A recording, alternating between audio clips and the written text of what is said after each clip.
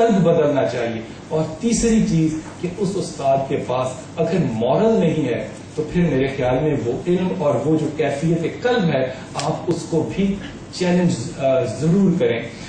اللہ تعالیٰ کے رسول پاک صلی اللہ علیہ وسلم کے صحابی نے رسول پاک صلی اللہ علیہ وسلم سے پوچھا کہ یا رسول اللہ علم کیا ہے.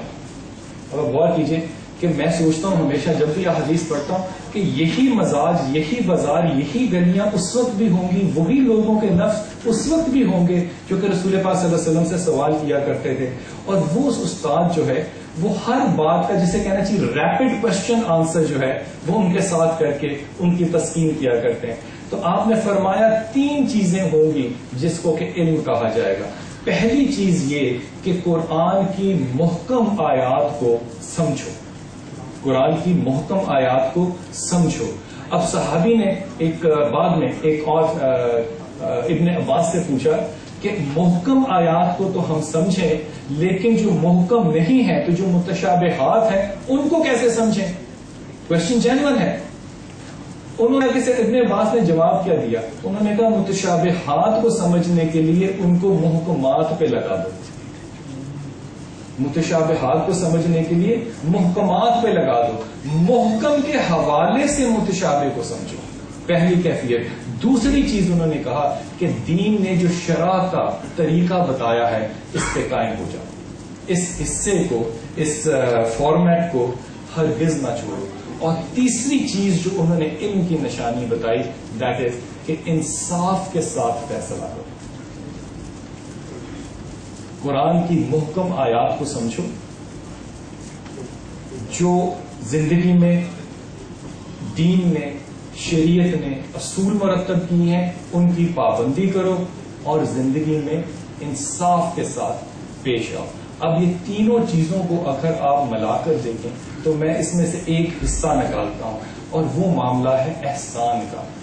یہ تمام چیزیں جو ہیں آپ کو، احسان کے جو لفظی معنی ہے وہ ہے کسی چیز کو بہت ریفائنڈ طریقے سے کرنا، بہت خوبصورت انداز سے کرنا. کسی بھی چیز کا جو فائن لفظ ہے وہ اس چیز کا، اس فیلڈ کا احسان ہے.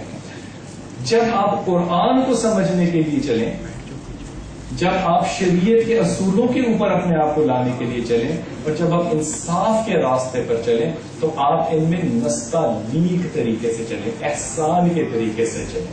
اس کی وجہ رسول پاک صلی اللہ علیہ وسلم کے زمانے کے بعد حضرت ابن عباس کے پاس صحابہ گئے اور کہا کہ رسول پاک صلی اللہ علیہ وسلم نے ایک حدیث فرمائی کہ اب وقت آخر میں علم جو ہے وہ اٹھا لیا جائے گا. بات فرمائیے گا، وقت آخر میں جو علم ہے اس کو اٹھا لیا جائے گا. تو اس کے بہت سے علماء نے اس کی جو تفسیر فرمائی وہ یہ کہی کہ قرآن حکیم جو ہے اس کو دنیا سے اٹھا لیا جائے گا. کچھ نے کہا کہ اس کے حروف جو ہیں وہ منہدم کر دیے جائیں گے، وہ غائب ہو جائیں گے. تو ابن عباس سے پوچھا کہ ابن عباس علم زمانے سے اٹھا لیا جائے گا، اس سے کیا مراد ہوگی؟ آپ نے فرمایا کہ وقت آخر میں لوگ اپنی بات کو اللہ اور رسول کی بات سے زیادہ معتبر سمجھیں گے.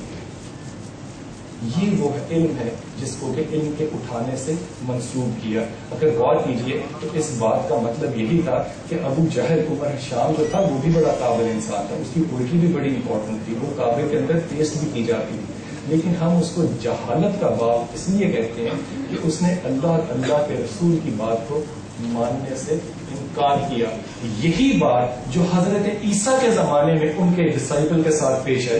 وہ گزر رہے تھے حضرت عیسیٰ تو ان کے ڈسائپل چوری کرتا ہوا ان کو نظر آیا. تو انہوں نے اپنے ڈسائپل سے کہا کہ تم چوری کر رہے. اس نے کہا خدا کی قسم میں چوری نہیں کر رہا. تو آپ نے کہا کہ اچھا میں نے تیری بات پہ ایمان کیا، میں اپنی نظروں کو سمجھاؤں گا کہ تم نے غلط دیکھا.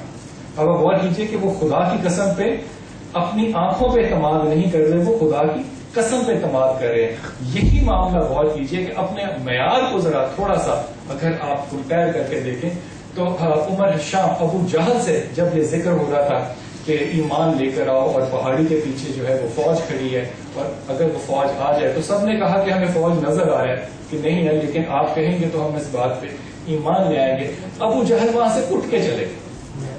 امام راضی لکھتے ہیں یہ معاملہ، وہ کہتے ہیں ابو جہل وہاں سے اٹھ کے چلے گئے اور جانے لگے. تو رسول اللہ صلی اللہ علیہ وسلم نے کہا کہ تیرا دادا میرے دادے کو جانتا ہے، تیرا باپ میرے باپ کو جانتا ہے، تو مجھے جانتا ہے کہ میں صدیق اور امین ہوں، تو یہاں سے اٹھ کر جا رہا ہے. اس نے کہا محمد میں تلوار لینے جا رہا ہوں.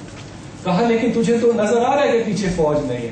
اس نے کہا خدا کی قسم میں تیری زبان پہ یقین کروں گا, اپنی آنکھوں پہ یقین نہیں کروں گا.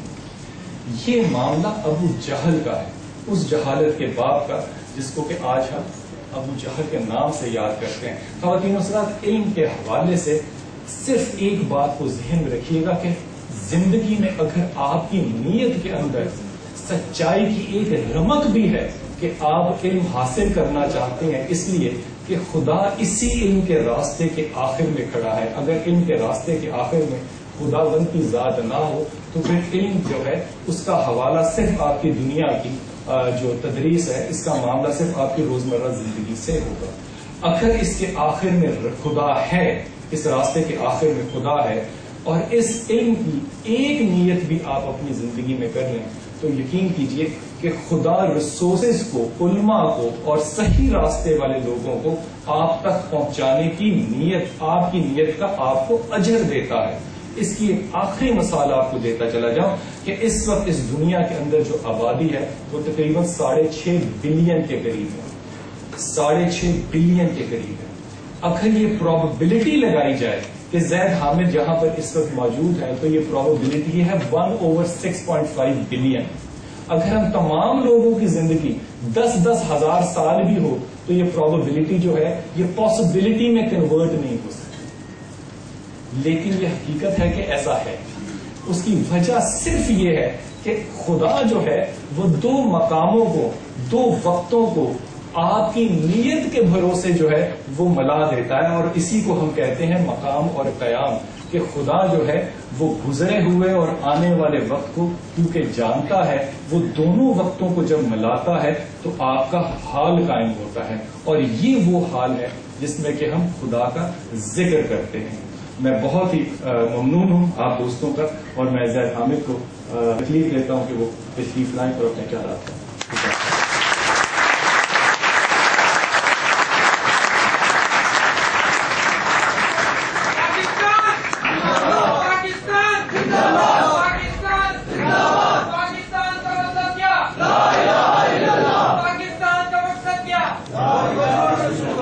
اللهم صل وسلم وبارك على سيدنا محمد وعلى اله وصحبه وسلم.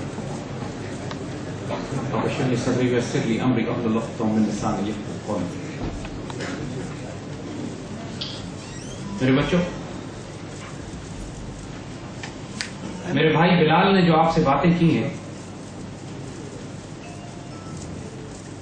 ان کو حکمت کہتے ہیں, اور حکمت زندگی کے تجربوں کا نچوڑ ہوتا ہے. انسان سمجھدار وہ ہوتا ہے جو دوسروں کے تجربوں سے سیکھے. جس انسان میں جو بات آپ کو بری لگے اس کو اپنی ذات سے نکال دو, اور جو بات آپ کو اچھی لگے, کسی خوبی کی وجہ سے وہ انسان آپ کو پسند آتا ہے, وہ خوبی اپنے اندر پیدا کر لو. آپ خوب سے خوب تر ہوتے چلے جاؤ. اور ماشاءاللہ جو باتیں آپ تک پہنچائی گئی ہیں یہ زندگی کے تجربوں کا نچوڑ ہے. ایک فرد کی نہیں, ہماری 1400 سال کی مسلم تاریخ کے عظیم ترین لوگوں کی زندگیوں کا نچوڑ جو آپ تک پہنچایا گیا ہے. اور ماشاءاللہ اس میں کوئی شبہ نہیں ہے کہ اللہ تعالیٰ نے آپ کو ایک خوش نصیب نسل پیدا کیا ہے. اپنی اس خوش نصیبی کو پہچانو. میرے بچوں, جس دور میں آپ لوگ پیدا ہوئے ہو نا, اس میں اللہ تعالیٰ بھی جلدی میں ہے. اللہ تعالیٰ بھی تاریخ ساز فیصلے کر رہا ہے. اللہ تعالیٰ بھی اس وقت کائنات کا پورا رخ تبدیل کرنا چاہ رہا ہے, اور اس کے لیے وہ شیروں اور دلیروں کو تلاش کر رہا ہے. وہ کون خوش نصیب ہوں گے جو اللہ کا دست بازو بنیں گے, خودی کے ترجمہ ہوں گے, خدا کے رازدار ہوں گے. اور یہ سوال حضور صلی اللہ علیہ وسلم نے فرمایا تھا جو اپنے پورے خاندان کے لوگوں کو جمع کیا, اور آپ نے جب کو اسلام کی دعوت پیش کی تو یہی سوال کیا, کون میرا ساتھ دیتا ہے. یہی سوال حضرت عیسیٰ علیہ السلام نے اپنے صحابہ کے ساتھ کیا تھا, من انصاری اللہ, کون ہے جو اللہ کی طرف میرا ساتھ دیتا ہے. بیٹا ہر دور میں یہ سوال تم سے کیا جائے گا, اور آپ خوش نصیب ہو کہ آج کے دور میں یہ چیلنج یہ ریسپانسبلٹی، یہ ذمہ داری آپ کو دی جا رہی ہے. یہ جاننا چاہتے ہو کہ who are the greatest of people? انسان عظیم کیسے بنتا ہے؟ ایک ہجوم آبادی سے نکل کر اپنے آپ کو انسان ایک عظیم ترین فرد کیسے بناتا ہے؟ ایک عظیم آدمی کی ڈیفینیشن بیٹا یہ ہے کہ he dare to dream the impossible. وہ ناممکن کا خواب دیکھتا ہے، پھر اپنی زندگی صرف کرتا ہے اس ناممکن کو حاصل کرنے میں، اور پھر جب اللہ توفیق دیتا ہے اس ناممکن کو کر کے دکھاتا ہے. That's a great man. اگر اس رستے میں مارا جائے still he remains the greatest. جنگ بدر کے شہداء نے فتح مکہ نہیں دیکھی، مگر وہ افضل الشہداء ہے. 1400 سال کی مسلم تاریخ کے عظیم ترین شہداء میں بدر کے شہداء. احد کے شہداء نے حضور کے ساتھ فتح مکہ میں مارچ نہیں کیا، لیکن آج پوری کائنات ان کو سلوٹ کرتی ہے for the greatness, for the honour, for the courage, for the dignity, for the choices they made. اس وقت جب پوری دنیا کنفیوژن کا شکار تھی، وہ سورہ نصر جانتے ہو نا، اذا جاء نصر اللہ والفتح. جب اللہ تعالیٰ کی نصر آ گئی اور فتح ہو گئی، اس کے بعد ہوتا ہے وَرَأَيْتَ النَّاسَ يَدْخُلُونَ فِي دِينِ اللَّهِ أَفْوَاجًا. اس کے بعد لوگ اللہ کے دین میں فوج در فوج در فوج داخل ہوتے ہیں. جب فتح نہیں آتی، جب مدد نہیں ہوتی، جب آزمائشیں، مشکلات، پریشانیاں، کانفلکٹ، شہادتوں اور جان و مال کی قربانیاں دینی پڑتی ہیں، میرے بچے اس وقت صرف مٹھی بھر سامنے آتے ہیں. They are the best of the best, cream of the cream, the honorable, the dignified, the courageous, those who create history. 14 سال کی تبلیغ کے بعد جنگ بدر میں کتنے پہنچتے ہیں؟ 313 مٹھی بھر. ماشاء اللہ. وہ 313 تھے who changed the course of history. اور جیسے بلال نے کہا کہ آج ان کی برکت سے ہم یہاں بیٹھے جو ہیں، اللہ تعالیٰ کی برکتیں اور رحمتیں ہوں ان پر، ہمارے قرون اولیاء میں، ہمارے بزرگوں پہ، جنہوں نے اپنا سب کچھ قربان کر دیا اس لیے کہ آج ہم وہ ذمہ داری اپنے کندھوں پہ لیں اور آنے والی نسلوں کو دیں. ہمارا موضوع تو اسلامک فائنانس ہے، ہم انشاءاللہ اس پہ بات کریں گے،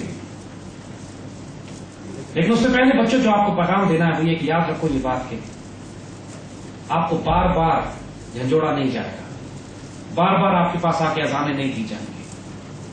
ایک بہت چھوٹی سی جماعت ہوگی جس کو اللہ تعالیٰ استعمال کرے گا اس پوری کائنات میں تبدیلی لانے کے لیے. Make your choices, be on the right side of history.